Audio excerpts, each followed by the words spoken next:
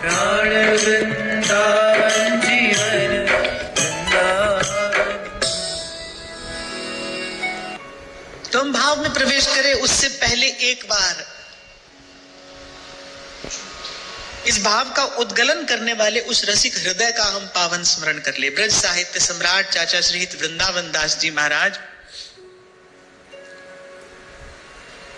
घटना कुछ इस प्रकार घटी।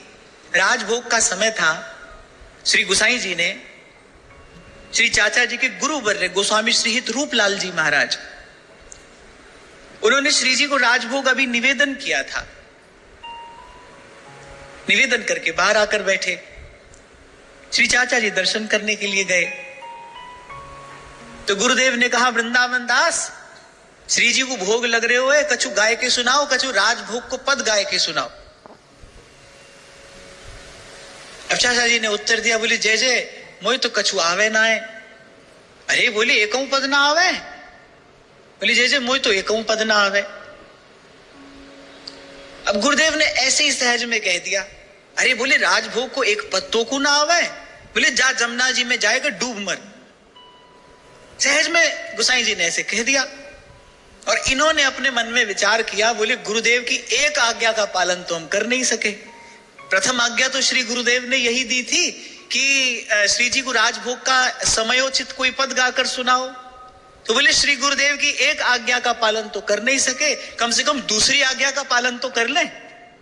श्री गुरुदेव ने कहा, एकऊ पद तो ना आवे, जा जमुना जी में जाएगा डूब मर।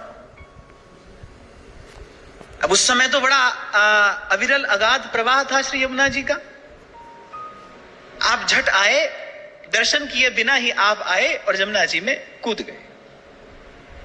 श्री यमुना जी प्रसन्न हो गई। रसई कसीम राधिका पदाब्ज भक्ति साधिका तदंग राग पिंजर प्रभाति पुंज मंजुला स्वरोचिषाति शोभिता कृतांजनाधिगंजना भजे कलिंद नंदिनी दुरंतमोह भंजिनी भजे कलिंद नंदिनी दुरंतमोह भंजिनी। देखो श्री यमुना जी श्री प्रिया जी के अत्यंत प्रिय इस निकुंज वृंदावन को अपने प्रवाह से आवृत किए रहती है। कुंडलाकार बहती है श्री यमुना जी वृंदावन के चारों ओर। देखो धाम की अवस्थिति कैसी है। जैसे कमल पुष्प की कर्णिका होती है ना, कर्णिका स्वरूप श्री वृंदावन धाम है। युगल की अनंत अनंत सहचरियां वो उस कर्णिका को आवृत किए रहती हैं। उसके चारों ओर श्री यमुना जी प्रवाहित होती हैं। फिर उसके बाहर ब्रज मंडल है और ब्रज मंडल को आवृत किए रहती है बिरजा नदी।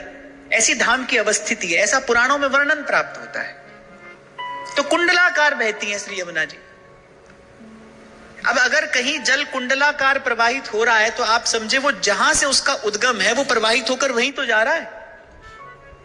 अगर कोई जल की धारा कुंडलाकार प्रवाहित हो रही है तो जहां से उसका उद्गम है वो वहां से उद्भूत होकर पूरे उसी में ही तो विलीन हो रही है, तभी तो वो कुंडलाकार है।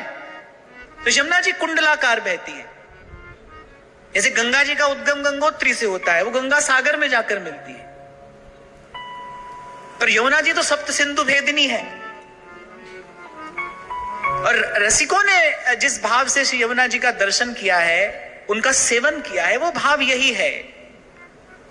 प्रियालाल के हृदय से उद्भूत हुआ है ये प्रेम प्रवाह, और हृदय से उद्भूत हुआ है और पुनः उसी हृदय में ही जाकर विलीन होता है। वहीं पर श्री यमुना जी विश्राम करती।